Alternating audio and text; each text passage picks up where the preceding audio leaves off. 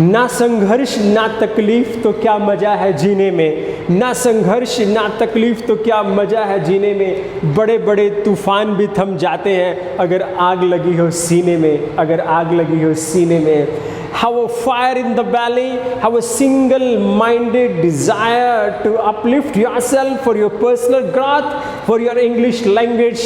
Hello friends, this is Gautam Makkad and I'm again with you in your journey of English language. And today we are going to have the most powerful English idioms phrases series number 7. This is number 7 series, and I have made a bit change in this today's assignments. I'm going to have few words of English vocabulary also. So without wasting single moment, let's have a look on English vocabulary, some adjectives and idioms and phrases. See, we must learn to praise others. सामने वाले बंदे की अच्छी qualities देखिए और try to pass compliments, but make sure your compliments should be sincere, should be original, coming from the core of your heart and merit oriented, performance oriented. सामने वाले बंदे को, अपने कलीग्स को, अपने फ्रेंड्स को, अपने वेल विशर्स को आपने अच्छी क्वालिटीज देखनी है उनके अंदर।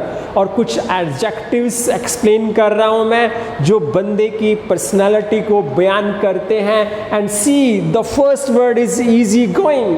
Sir, my cousin Sophia, she's a very easy going. So easy going means very cool, calm, relaxed, अनरफल्ड। आपने देखा लाइफ के अंदर बहुत सारे लोग होते हैं लाइफ में टेंशन नहीं लेने का। Every situation they feel cool, calm and relaxed. ऐसे बंदों की पर्सनालिटी के लिए एडजेक्टिव्स हैं easy going. And next word देखिए, next adjective that is down to earth और मॉडेस्ट। ये दोनों इंटर रिलेटेड हैं। फर्स्ट है down to earth, self speaking है, जमीन से जुड़ा हुआ, प्रैक्टिकल, सेंसिबल, कोई भी बोस्टिंग नहीं, शेखी नहीं बगाड़ना, प्रैक्टिकल, सिंसियर, पाम जमी पर। And those who are down to earth person, they rise very high in the life. A best example I would like to give you, our former Prime Minister Dr. Manmohan Singh. He was really an authority, a down to earth person. और third word काफ़ी हद तक मिलता जुलता related to down to earth adjective that explain the personality of somebody. The third one is modest. Down to earth से भी एक कदम आगे, बंदे के पास बहुत अचीवमेंट्स हैं, बहुत स्किल्स हैं, बहुत रिच और वेल्दी है। इतना सब होने के बावजूद भी he does not want to talk about his skill, abilities, about his possessions. Best example, once again, both terms related. Dr. Manmohan Singh, he was really a down to earth and modest personality in our country, and a person should be like this only. And the next is cheerful and energetic. दोनों को combine कर दिया मैंने। cheerful, self speaking, always smiling, cool, and you'll always find a smile on his face. और smile क्या रहती है? Contagious होती है, एक बंदे से दूसरे बंदे पर बहुत जल्दी जाती है। Smile is a universal language that is understood throughout the world. अब बंदा जो हमेशा स्माइलिंग all circumstances के अंदर, he is called cheerful and energetic, always passionate, enthusiastic about his performance, about his duty. He is called energetic. So cheerful, energetic, these adjectives, इनको कोशिश कीजिए, pass on the compliments to your friends, to your colleagues, to your well-wishers. And see the next idiom, last assignments के अंदर, class के अंदर एक word, ये idiom रह गया था, दो idioms rather, एक उससे पहले वाली क्लास के अंदर, to build the bridges with somebody. And one more thing I would like to state, YouTube videos में आप वो YouTube वीडियोस देखिए जिसमें Hindi, English to Hindi explain ना किया गया हो। ट्राई कीजिए, try to have most of the time English to English explanation. It would literally enhance your English vocabulary also. it will zoom your English word bank. So I am trying my level best to give you some 3 to 4 related words with one idiom. Even I can explain so well in Hindi, but deliberately, knowingly I am doing so. I am trying my level best to explain these more words in English so that you can have maximum benefit out of these classes. And the next idiom is to build the bridges with somebody. देखिए, self speaking bridge का क्या काम रहता है? X और Y के अंदर आपने ब्रिज बिल्ड कर दिया तो bridge is acting as a channel.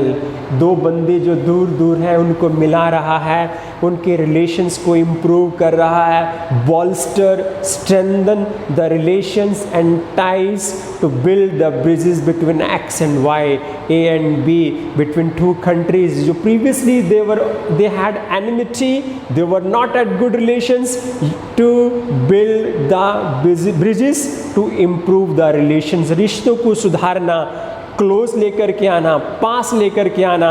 इसी से related term, the next idiom which I could not explain in the previous class but it was written and now I do explain is here, to bury the hatchet.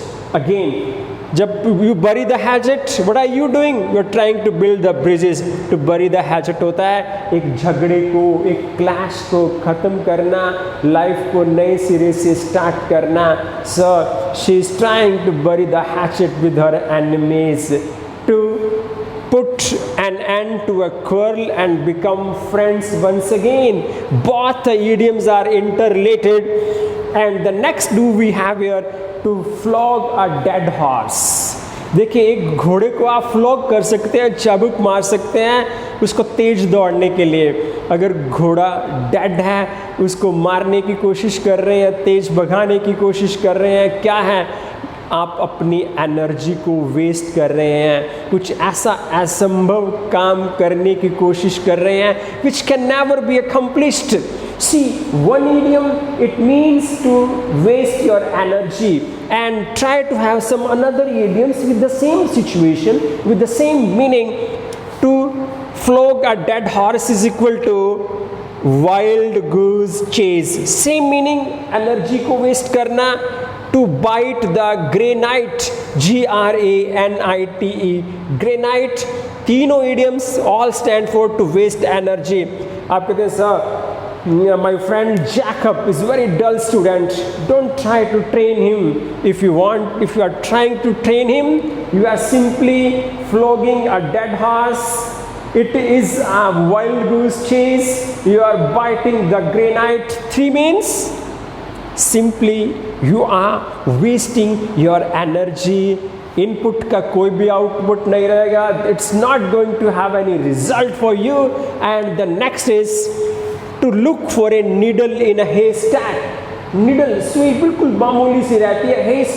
haystack, ढेर भूसे का, उसके अंदर ढूंढने की कोशिश करना. एक needle को means try to find out something which is impossible.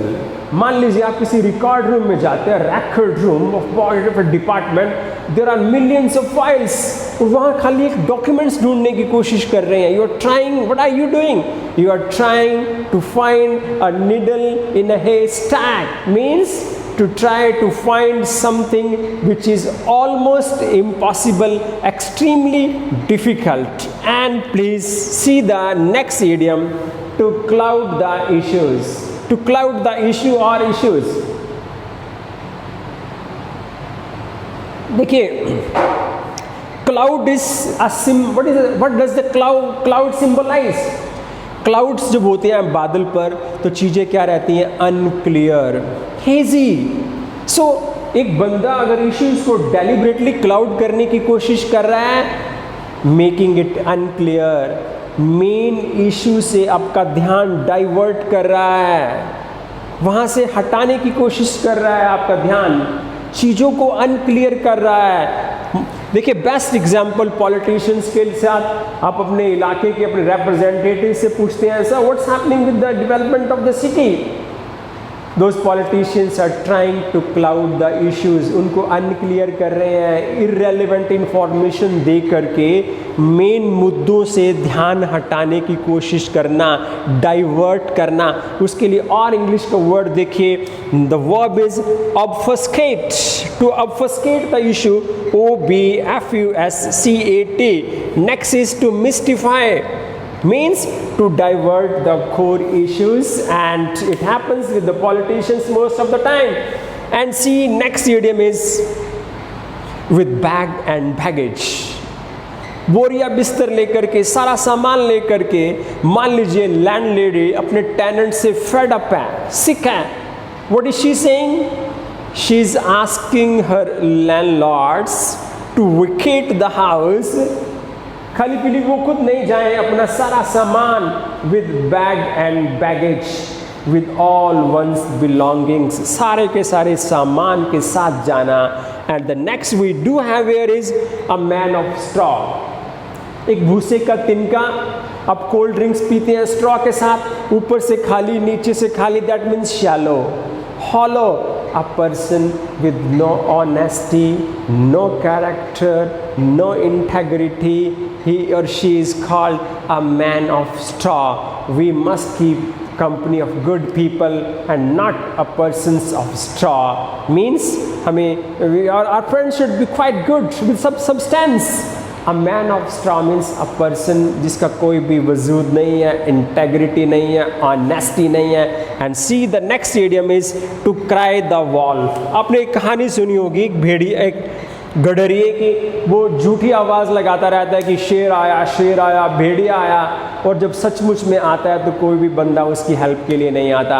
To cry wolf means to ask for the help when you are not in need of the help, when you do not require it. If you always crying the wolf, nobody would help you when you are. And the next idiom we have here is to smell the rat. कुछ शक जाहिर करना, to suspect something. आप कहते हैं sir, my colleagues are staying very late night in the office and I smell a rat in it. Means कुछ शक है, I have some suspicion, I suspect. And see the next idiom is a white elephant. देखिए white elephants बहुत rare होते हैं, लेकिन something white elephant means something very expensive but of no use, repeatedly use नहीं है आपके लिए. Suppose you buy a necklace or a earring for rupees, diamond rings rupees lakhs and lakhs, तो आपके लिए वो क्या चीज़ है? That is a white elephant, means something very costly, very expensive but not of so regular use for you. So we must avoid white elephants in life. And see the next idiom we have here, a hard nut to crack. देखिए एक idiom के साथ I want to give you certain more English idioms and so many more words. A hard nut to crack means a difficult task, very difficult to do. Clearing UPSC examination is a hard nut to crack. उसके साथ related idioms और देखिए, see an uphill task, foothill, middle, uphill, पहाड़ी चढ़ना ऊंची, uphill task, an arduous task, ARDUOUS, and Herculean task. इन चारों का same meaning है, very difficult task, hard nut to crack, Herculean task, an uphill task, an arduous task. But impossible is nothing, but it requires lots of efforts for you. And the next idiom we have here is snake in the grass. सामने वाले दुश्मन से निपटना बहुत आसान होता है. Hidden enemy, जो पीछे से वार करे, जो सामने से one who pretends to be your friend but really he is your enemy, that is called a snake in the grass. And we should be very, very cautious, careful from these snakes in the grass. And the next idiom we have a red letter day, historical day, landmark day. खून से लिखना चाहें जिसको आप, India T20 world cup final में I think von इन 2007, और वो historical achievement country के लिए क्या थी? It was a red letter day for us. And the next is to eat humble pie, कुछ रॉन्ग किया है, कुछ मिसबिहेव किया है, उसके लिए सॉरी फील करना, अपोलोजाइज करना. Sir she misbehaved with her officer but later on she was forced to eat humble pie, apologetic हुई उसके लिए, she felt sorry about that. So to eat humble pie. Next is to play ducks and drakes. Game है ducks and drakes. शांत पानी की सतह पर आप पत्थर फेंक रहे हैं, मस्ती कर रहे हैं, सीरियस काम नहीं कर रहे हैं. Life is a serious business. We must not play ducks and drakes with life. The idiom to play ducks and dragons means not taking something seriously. And next we have here off and on. Occasionally, kabhi kabar, regularly nahi. How often you watch movie? So I watch movies off and on means occasionally. लगातार नहीं, बार बार नहीं, यदा खदा. Sometimes I watch it. And the next we have done and dusted. एक काम finish हो गया, finalised हो गया, क्लिंच्ड हो गया. Sir the deal is done and dusted. I wanted to buy some piece of land. Now the deal is done and dusted means खत्म हो गई, फाइनलाइज कर दिया, उसको क्लिंच कर दिया गया है. To next is to leave no stone unturn. कोई भी कोर कसर बाकी नहीं छोड़ना. To move heaven and earth for something means to make your best efforts. Sir, I leave no stone turn in clearing my UPSC examination. Spill the beans. Spill verb है, spill, spilled, spilled. राज उगल देना, secrecy बयान करना, diverge करना उसको. Sir, HR manager was suspended by the CEO because he spilled the beans.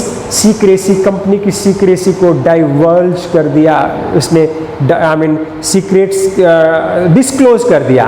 And the next we have here is sheet anchor. One who plays very important role. Sachin Tendulkar को आपने देखा Indian cricket team में over the decades, over the years, he was a sheet anchor. Most important role play करना आपकी life के अंदर. आपकी will power, आपका डिटर्मिनेशन, आपका हार्डवर्क क्या है? They are sheet anchors for your life. And the next, the second last is let sleeping dog lie. किसी भी कंट्रोवर्शियल को टच ना करना, ऐसा कुछ भी नहीं कहना करना जिससे कंट्रोवर्सीज अराइज हो जाए. तो you must not, you should let the sleeping dogs lie means you must not raise the controversial issues. And the last one here is to be fair and square. Sir, my new CEO of the company is very fair and square in all his deals means man of full integrity, full honesty. You can rely upon him. You can literally bank upon him. So this was today's class. Hope you got it so nice, so well. I want to conclude this class with these two lines. अंदाजे से ना नापिए किसी की हस्ती को, अंदाजे से ना नापिए किसी की हस्ती को. ठहरे हुए दरिया अक्सर गहरे हुआ करते हैं, ठहरे हुए दरिया अक्सर गहरे हुए करते हैं. You have a depth, you have that zeal and enthusiasm, and I am with you in your journey of English language. I'll be coming with more my inspirational videos. Please do not forget to love, like, share and subscribe my channel English by Gautam Makkad. Thank you very much.